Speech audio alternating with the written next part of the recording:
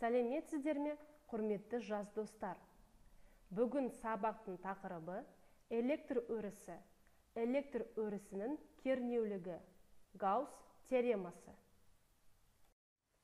Сабақтың мақсаты электр өрісі және оның күштік сипаттамасы ұғымдарының физикалық мағынасын түсіндіру. Электр өрісін күш сызықтары арқылы графиктік кестеу. Гаусс теоремасының принципін түсіндіру. Шарды тымақ бас киімге ысқылаймыз. Сосын ұсақ кесілген қағазға жақындатамыз. Олар сол уақытта шарға жабыса бастайды. Яғни, шар жақтан қағазға күштер әсер етеді. Ол күш электр күші деп аталады. Енді шарды темір гильзаға жақындатамыз. Ол біріншіден шарға тартыла бастайды, сосын бір уақытта тебіледі. Сондай қатты күшпен итеріп, ол ауада шардың үстінде қалықтап тұрады. Біз көріп тұрғандай, электр күштері екі затты бір-бірімен тартады және тебіндіреді. Өзара зарядтардың әрекеттесу күші Кулон заңына сәйкес эксперимент жүзінде анықталды. Бірақ ол өз физикалық әрекеттесу процесін ашпайды және осы сұрақ жауап бермейді. Қандай жолдармен бір заряд басқа зарядқа әсер етеді? Осы көрген видеороликтен қандай қорытынды жасауға болады? Ауаның бұл құбылысқа қатысы жоқ. Онда қалай әрекеттесу орындалады? Бұл сұрақтың жауабын ағылшын ғалымдары Фарадей және Максвелл өз еңбектерінде берді. Фарадей мен Максвеллдің еңбектеріне сүйенсек, зарядталған денелерді қоршап тұрған кеңістік басқа денелердің айналысындағы кеңістіктен өзгеше. Зарядталған денелердің айналысында электр өрісі болады. Электрлік әсерлесу осы өріс арқылы жүзеге асады. Сонымен, электр өрісі кез келген зарядталған денелердің айналысында болады және заттардан ерекше материяның айрықша бір түрі болып табылады. Электр өрісін көру немесе ұстау мүмкін емес. Электр өрісінің бар немесе жоқ екендігін тек оның әсері арқылы білуге болады. Электр өрісінің негізгі қасиеттері қарапайым тәжірибелер арқылы анықталады.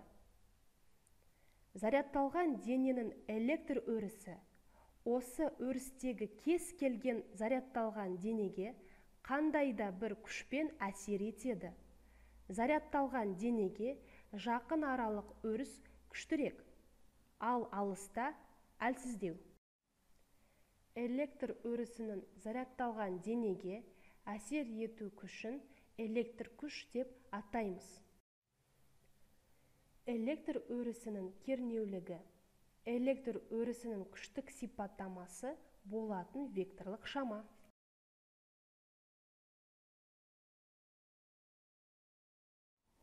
Өрістің нүктелік зарядқа әсер ететін күшінің сол зарядқа қатынасы тең болатын шамасы.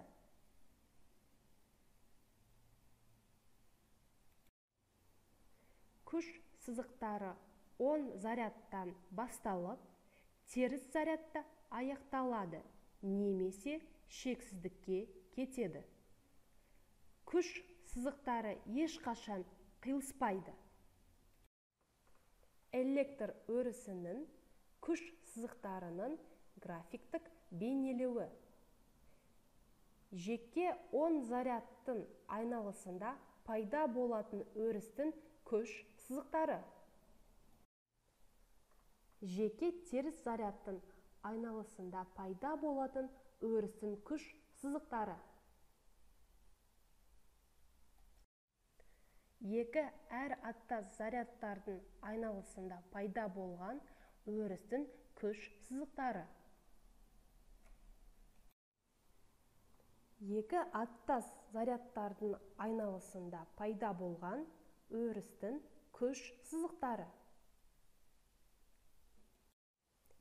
Өріс кернеулігінің қабаттасу принципі. Зарядтар жүйесінің өрістің берілген нүктесіндегі кернеулігі осы нүктеде әрбір зарядтың пайда еткен кернеуліктерінің векторлық қосындысына тең.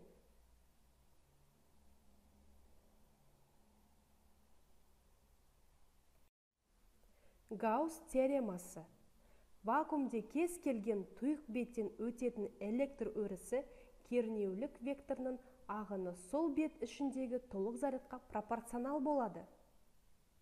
Гаусс теоремасын пайдаланып, еркін таңдап алынған пішіндегі зарядталған денелердің электр өрісі кернеулігін жеңіл есептей аламыз.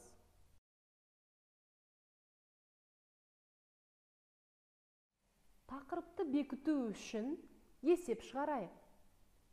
Екі зарядталған шарларды 12 нанокулон және 24 нанокулон түйістіріп, қайтадан бастапқы орнына орналастырса, өзара әрекет күші қалай өзгерер еді?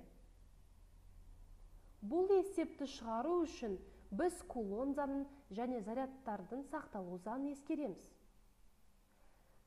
Зарядтардың сақталу заңын бойынша екі зарядты түйістірген кезде ол екі ку зарядқа тең. Қайтып бөліп бастапқы орнына қойған кезде Q1 қосу Q2 бөлеміз 2-ге деген өрнекті аламыз. Осындағы Q-ді кулон күшін формуласын орнына қоятын болсақ, біз мына өрнектерді аламыз.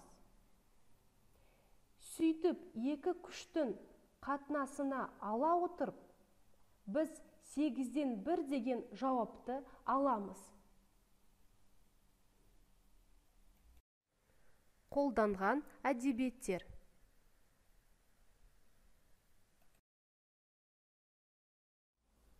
Үй тапсырмасы.